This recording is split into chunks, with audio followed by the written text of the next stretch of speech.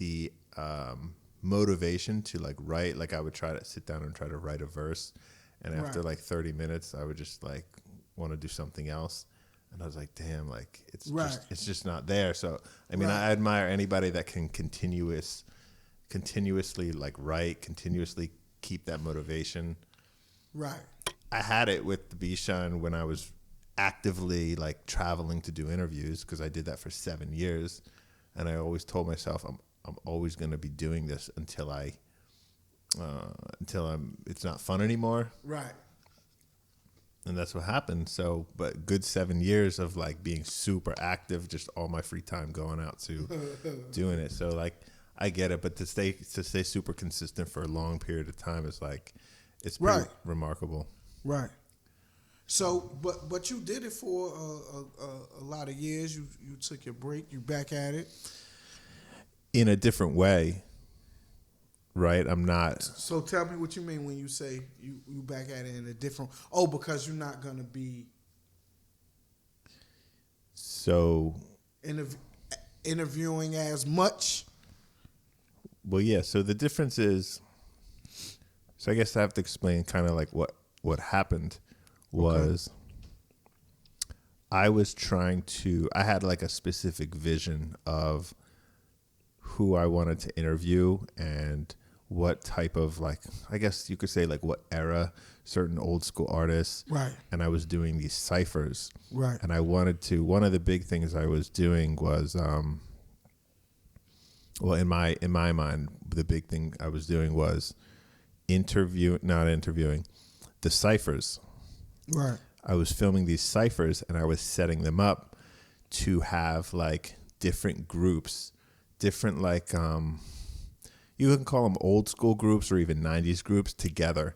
Like I was planning on doing this is like real independent New York hip hop, but Natural Elements and the Juggernauts. Right. I was in talks with like both of those groups to do like a collaboration cipher with both groups, where both groups come together and do a cipher. And I was also talking to a lot of like old school artists. Like one of my best moments ever was when I filmed a cipher with cool DJ Red Alert spinning. Right. And he was spinning for Tila Rock and Silver Fox from Fantasy 3. So It's like Red Alert and these two like artists that were popular in the 80s. Was just like incredible to get them back. I mean, because Tila Rock was huge. He went overseas in the 80s. It was like, he was very big. But I had Tila Rock, Silver Fox. There were two others that were supposed to be there that weren't. Then I did one up in the Bronx with DJ Rob Swift from the Executioners, and he spun for Little Rodney C from the Funky 4+1. Mm-hmm. And who was the other guy? Reggie Reg from the Crash Crew. Okay. So like I wanted to get more members from the Funky Four. Mm-hmm. Like I'm blanking out on the female from the Funky 4+1. Sharrock, MC Sharrock. Okay.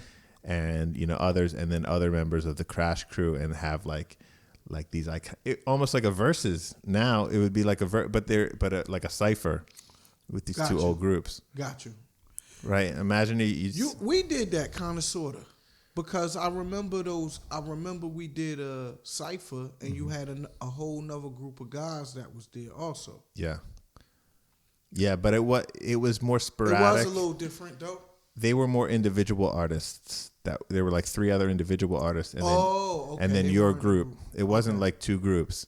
Okay, got you. So what was happening was I had these visions that I was gonna do these like incredible ciphers of these artists from like the 80s that you hadn't like seen in a long time, and they would be doing their cipher, and everybody was like backing out of these ciphers. I did 30 of them.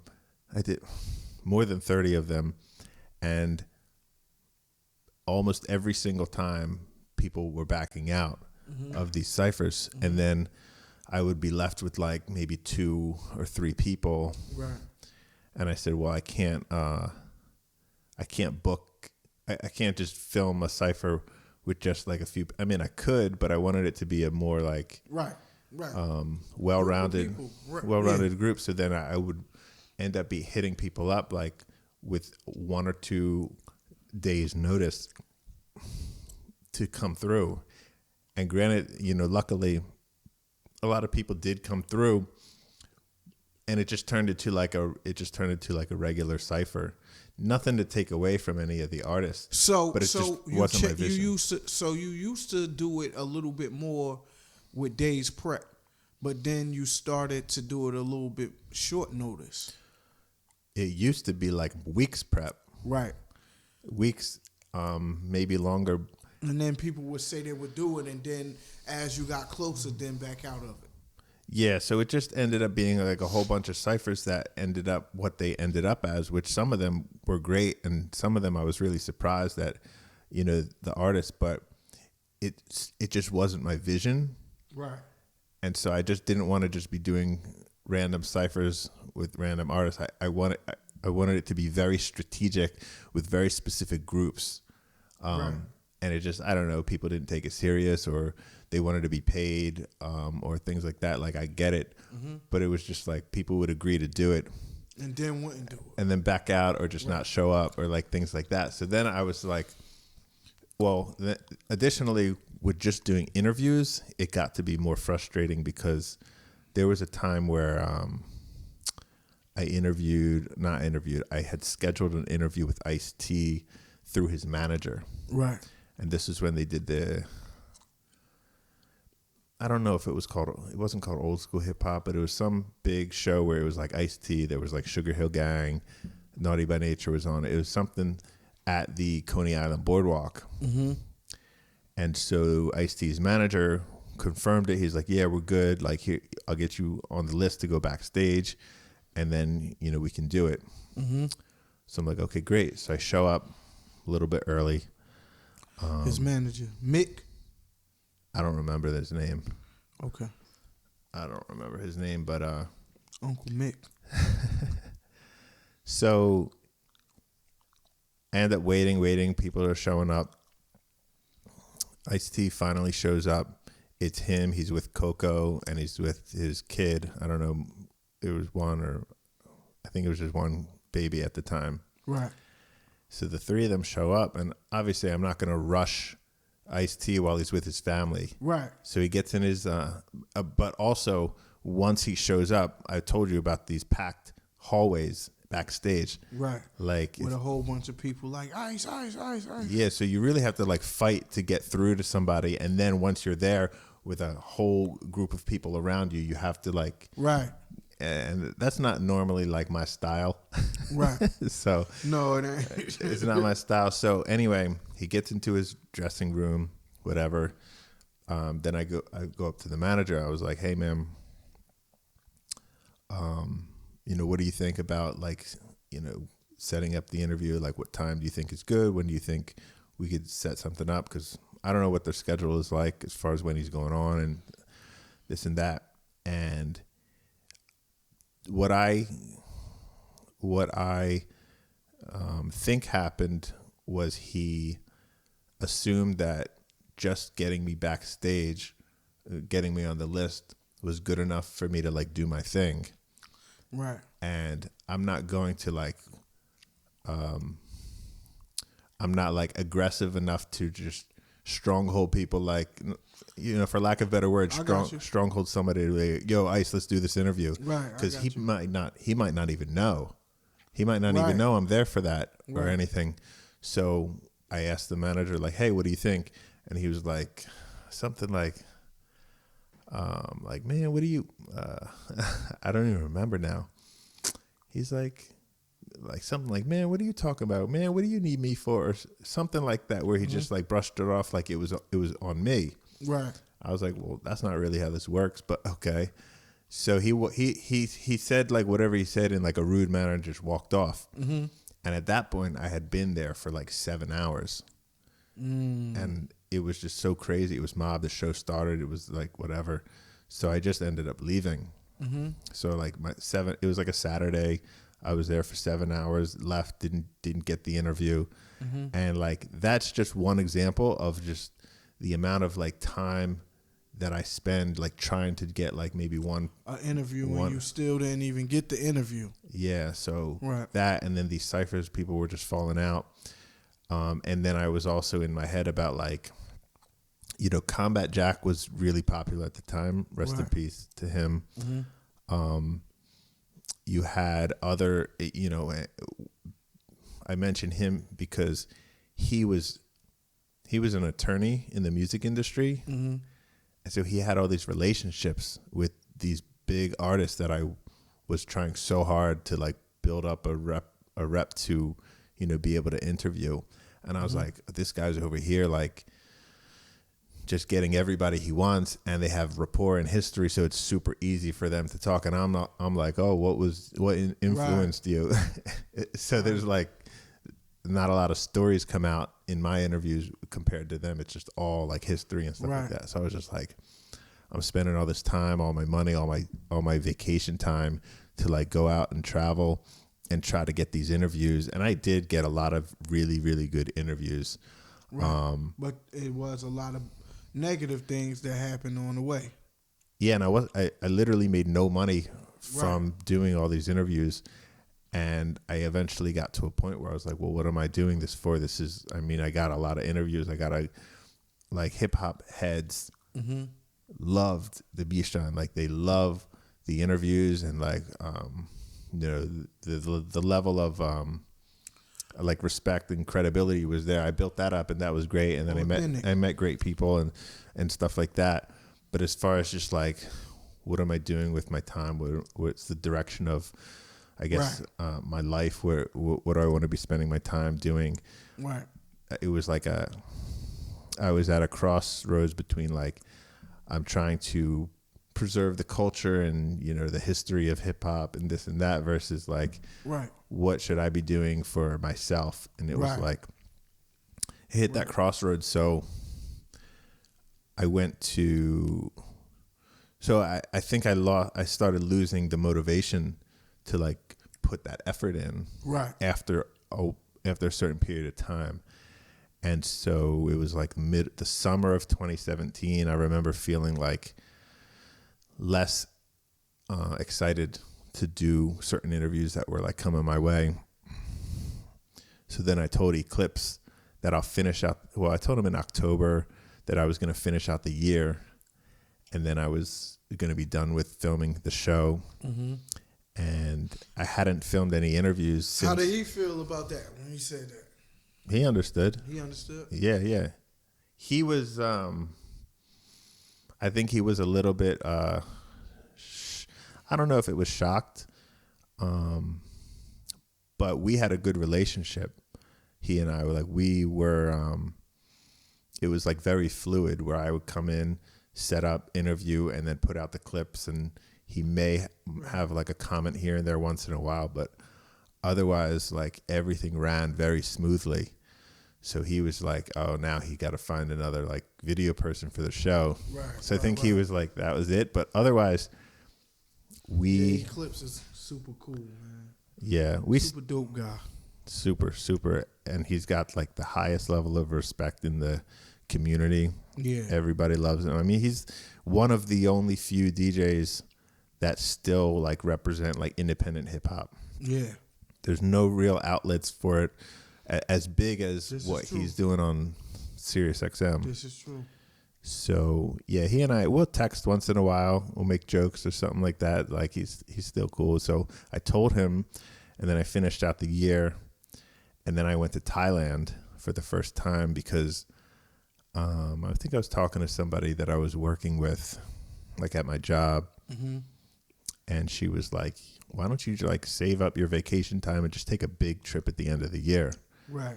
So I was like, you know what? I deserve that. Right. Because 7 years of just traveling everywhere, Atlanta, Boston. For everybody else, you just need some time to do something like that for yourself. LA, Oakland, Miami, Detroit.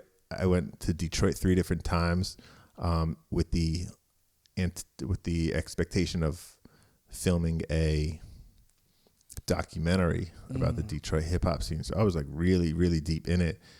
And I didn't even realize like what I was getting myself into because I didn't have the resources to really do a documentary. And I wasn't even a very skilled videographer either. I was just somebody that had drive with a camera. Right. So then I went to Thailand. I was like for 2 weeks, and I was like, I need to just take a vacation that's like just for me. Right. And then that place like blew my mind. And then I just kept traveling. And now you need it. You need it sometimes. Yeah. And so okay, coming back to what you're saying as far as I'm back, it's not doing the those short like, what inspires you, what's one of your favorite memories, that kind of stuff. I was using most of the same questions with the same people, but I was also doing interviews in volume and not as much quality. Right. Like so if I went to LA for like 5 days and I did like 60 interviews in 5 days, which is a lot, and it's meeting a lot of people, and I made a lot of connections that helped me get to other artists. Yeah. But it was